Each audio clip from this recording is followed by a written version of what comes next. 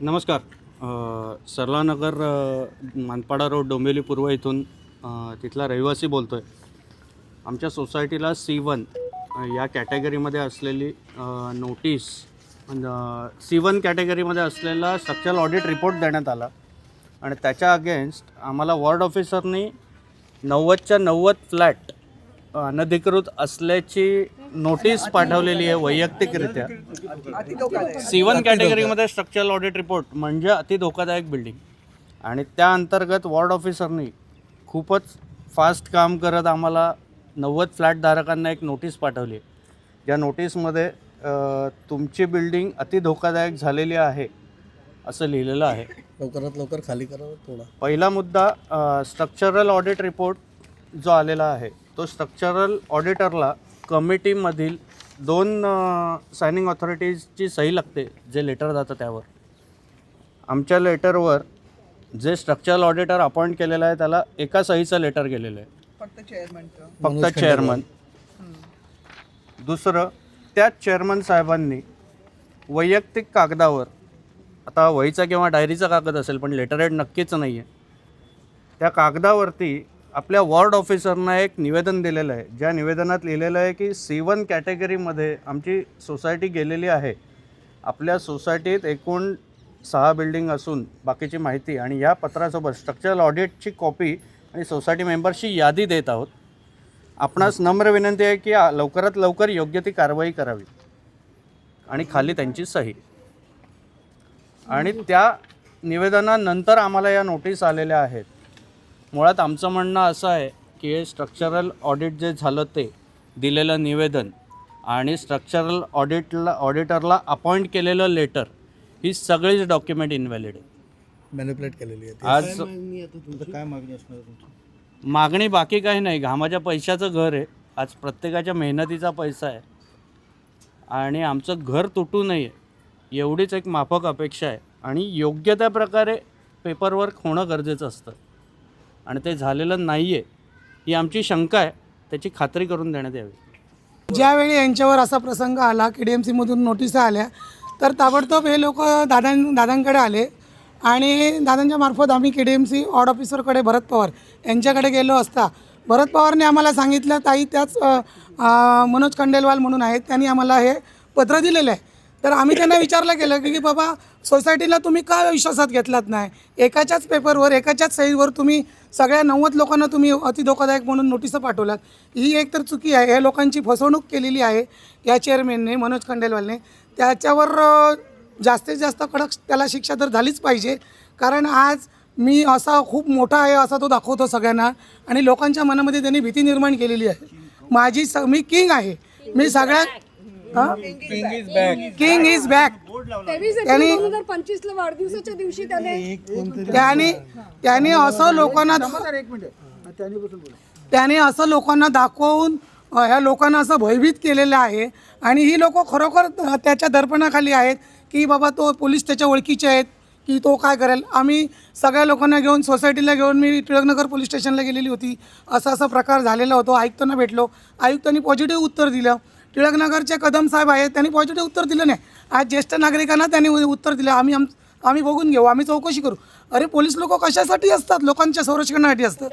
आज पुरावे देऊन सुद्धा पोलिसांनी त्याच्यावर FIR दाखल केलेली नाही.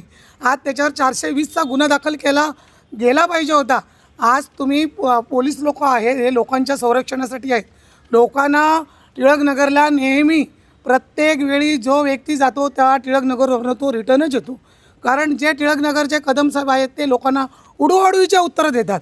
पोलिसांनी असं केलं नाही पाहिजे. पोलिसांनी लोकांना विश्वासात घेतलं पाहिजे आणि जो लोकांचा नागरिकांचा जो काय प्रश्न आहे तो मांडून लोकांचा त्याचा निवारा केला पाहिजे. मी एवढीच पोलीस प्रशासनाला विनंती करते, याच्यामध्ये चौकशी करून या लोकांना आपल्याला न्याय दिला पाहिजे आणि चौकशी करून त्याच्यावर जास्तीत जास्त त्याला शिक्षा झाली पाहिजे, त्याच्यावर गुन्हा दाखल झाला पाहिजे, हीच माझी अपेक्षा आहे. भाजप म्हणून तुमची काय भूमिका राहणार? हो, भाजप नेहमी नागरिकांच्या पाठीशी खंबीर उभी आहे आणि कायमच राहणार आहे.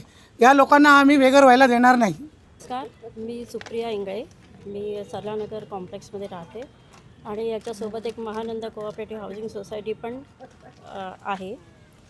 6 बिल्डिंग आहे टोटल. सगळे 6 बिल्डिंग मिळून एकूण 90 सभासद इथे राहतात. पैकी चेअरमन म्हणून श्रीयुत मनोज खंडेलवाल आहेत, बाकी 12 कमिटी मेंबर्स आहेत. पण इतके वर्ष तेच चेअरमनपदी आहेत आणि आम्ही विश्वासाने सगळं त्यांच्याकडे सुपूर्द केलं होतं. पण ज्या दिवशी C1+ नोटीस लागली त्या दिवशी सगळे सभासद जागे झाले, सगळ्यांना टेन्शन आलं आणि सगळेच खाली उतरले. त्याच्यानंतर आम्ही सगळ्या पुढच्या भूमिका, जसं ह्या लोकांनी सांगितलं तसं पुढच्या भूमिका घेतल्या, सगळीकडे फॉलोअप घेतला. मनीषाताईंनी आम्हाला खूप सपोर्ट केला आणि माननीय श्रीयुत रवींद्र चव्हाणांनी पण आम्हाला खूप सपोर्ट केला. आम्ही सगळीकडे फॉलोअप घेऊन आता आम्ही इथे उभे आहोत. पण माझा मूळ प्रश्न हा आहे की ह्या प्रकरणापर्यंत आम्हाला आणण्यासाठी, C1पर्यंत आणण्यासाठी मुळात आधी तो रिपोर्ट तरी खरा आहे की नाही. कारण स्ट्रक्चरल ऑडिट रिपोर्ट ज्यावेळेला आम्ही चेक केला त्यावेळेला आम्ही प्रत्येक घराघरामध्ये ज्या बिल्डिंगमध्ये आम्ही राहतो ॲटलिस्ट त्या बिल्डिंगचं आम्ही जेव्हा नीट ऑब्झर्वेशन केलं रिपोर्ट मिळाल्यानंतर, त्यात आम्हाला काही तथ्य दिसत नाही आहे. त्यामुळे मुळात आधी माझं त्या रिपोर्टवरच विश्वास नाही आहे. त्यामुळे सुरुवातीपासूनच इथे सगळा गौडगंबाला आहे. तर आता पुढे काय होईल आता ते बघू. आम्ही प्रयत्न तर करतोच आहोत, हे सगळे आमच्या पाठीशी आहेतच.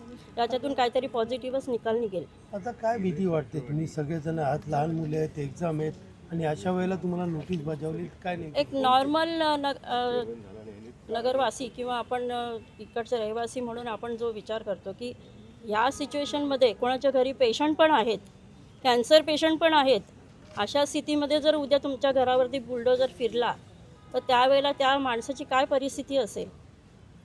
आणि इथे कोणी अडाणी नाही आहे, सगळे शिक्षित लोक राहतात.